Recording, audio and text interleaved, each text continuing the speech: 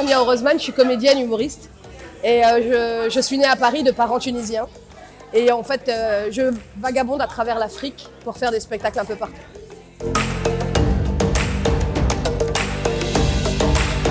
Alors les débuts, tout le monde a cherché à me dissuader en me disant que c'était pas fait pour moi.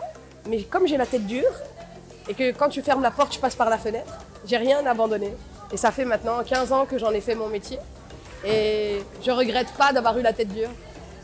En fait, je fais de la scène depuis que j'ai l'âge de 12 ans et c'est une passion.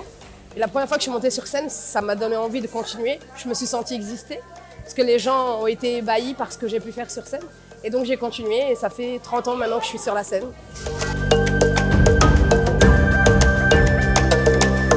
Pour moi, je fais un des plus beaux métiers du monde. J'ai la chance de beaucoup voyager, de rencontrer des gens, de partager de l'amour et du rire avec eux.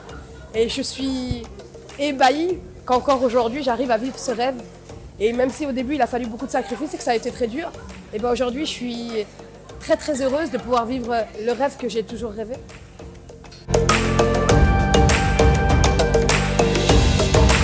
Alors j'ai organisé un festival du rire à Djerba sur l'île de mes parents. Et mon papa était assis au premier rang, il avait les yeux qui brillaient. Donc ça, c'était magnifique. Après, là, je reviens d'Abidjan et Abidjan, c'est une ambiance particulière. J'ai joué pour l'Afrique du Rire et ça a été une des plus belles scènes que j'ai pu faire. Le public était métissé, il y avait beaucoup de belles énergies, beaucoup d'amour. Et comme je fais ce qu'on appelle la prodada, c'est-à-dire la publicité d'Abidjan dans mon spectacle, tous les Ivoiriens étaient fiers.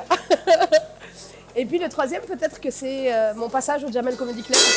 En fait, la vidéo, elle a fait 17 millions de vues. Et grâce à cette vidéo, il y a des gens qui me reconnaissent à travers le monde. Donc la vidéo du Jamel Comedy Club, elle a été un bon coup de pouce à ma carrière. Et grâce à ça, maintenant, dans le monde entier, les gens me reconnaissent.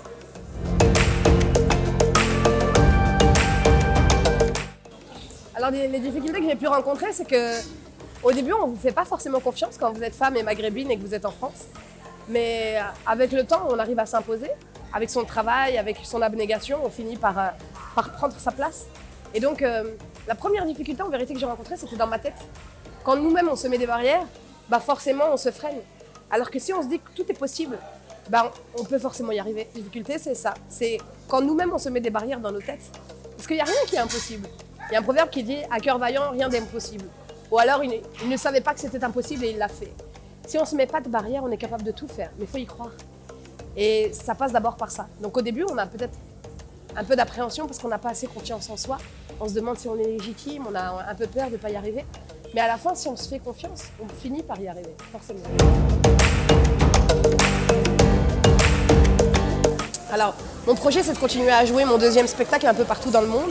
Et puis, j'aimerais bien jouer au cinéma ou dans des séries télé. Donc, je me suis inscrite dans une agence de comédiens. Et puis là, j'attends les offres. Voilà. Ouais, le message que j'aurais à leur passer, c'est de croire en leurs rêves. Tout le monde va essayer de vous en empêcher, tout le monde va vous faire croire que vous n'y arriverez jamais. Mais si vous êtes convaincu que vous allez y arriver, vous finirez par y arriver. Il n'y a personne qui peut vous empêcher de réaliser vos rêves, à part vous-même.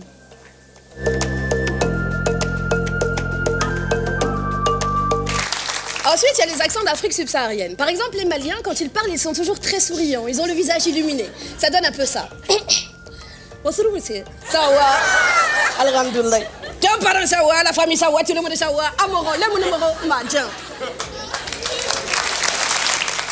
Ensuite, il y a le Cameroun. Alors, les Camerounais, ils sont un peu comme nous, les Tunisiens.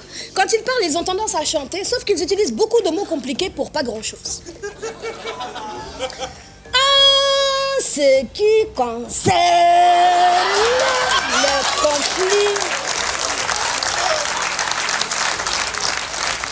qui se sont produits à l'intérieur même de ce café. Je dis, mon frère, tu dis tout ça pour dire ça? Et pour finir, il y a mes préférées, les Ivoiriennes. Alors les Ivoiriennes, elles ont du tempérament, de la présence. La dernière fois, il y en a une, elle était en train de marcher dans la rue, et t'as un petit Parisien qui lui dit, mais avance, dépêche-toi. Je n'avance pas, y'a quoi?